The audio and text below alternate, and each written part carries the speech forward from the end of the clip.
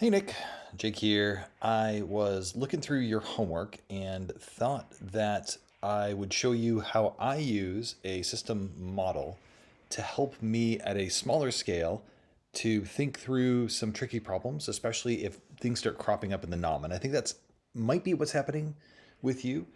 Maybe not, actually. I don't have a solid answer before I start this video, but we're gonna discover together whether or not the NOM issues that you're running into, what you're feeling that you talked about in your post, could be solved through some quick system modeling. So what you see here is I'm only going to model 3 objects for your system model. I'm going to model the tournament, the match, and the event. Why did I choose these 3? Because even though I looked at your instancing, the instances that you had for each of these objects, I did wonder to myself whether or not they were sufficiently differentiated from each other.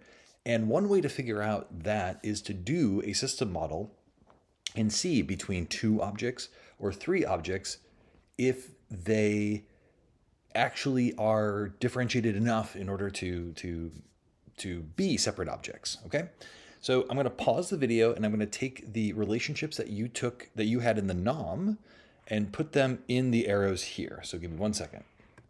Okay, so I've put all the boxes and arrows down, and I see right away a little bit of strangeness. So a match has one event, an event has one tournament.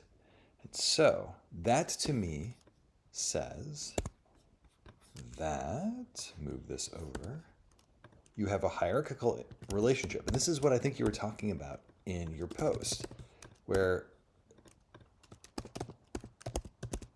if I do it like this, and I'll put the arrows in.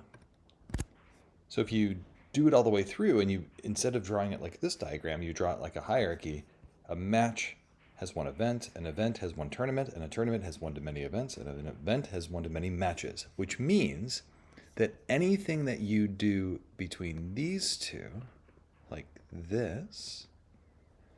this would be has one to many, and match, going back up, like this, has to have one. And these two guys here, oops, let me select both of them together and we'll make the line, let's make it pink. Boom.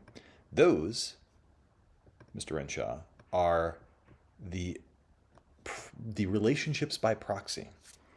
Because if a match has one event and an event has one tournament, a tournament has one to many events, and an event has one to many matches, it logically follows that a match has one tournament and a tournament has one to many matches. And the way that we would write that is we would say the tournament to the match, so the tournament to the match has one to many, the tournament has one to many matches through event.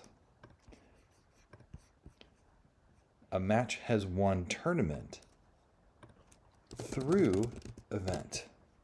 So hopefully that makes a little bit more sense about how you can start to identify proxy relationships. Now, notice that what I ended up doing, like I said at the beginning of this video, I don't have an answer for whether or not these all make sense. And all I'm doing is just kind of feeling it out. As you get more experienced with OOUX, it will become clearer about how the way that proxy relationships will come up will just start feeling more natural.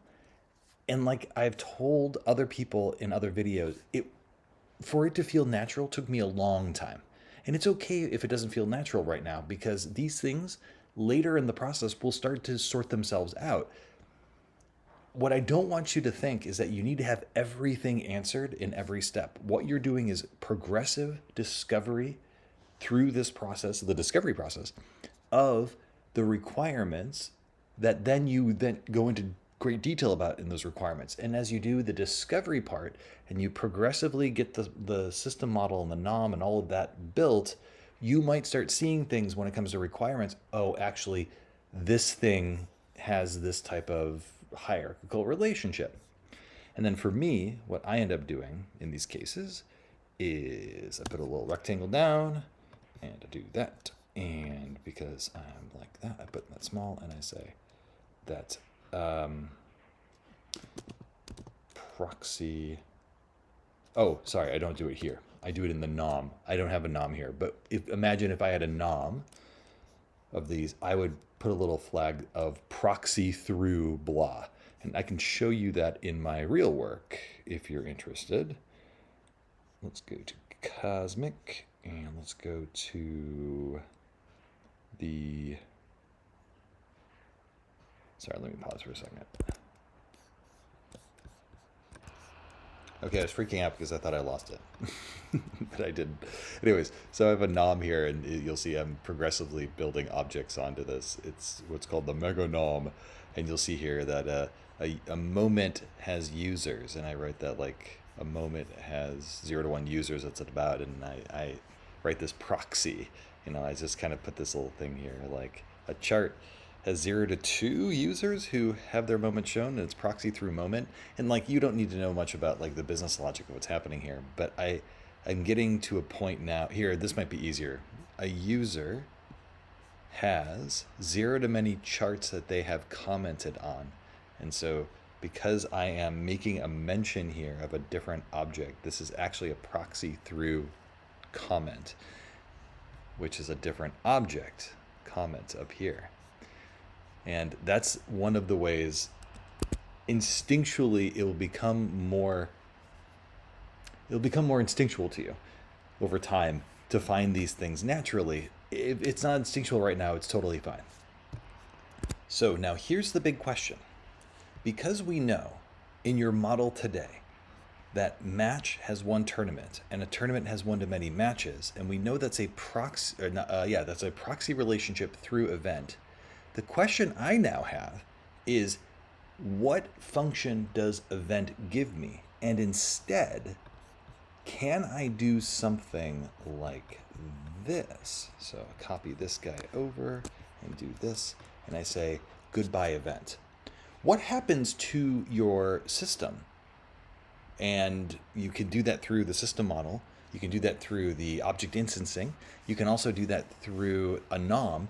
If I remove event, does event actually provide anything meaningful here?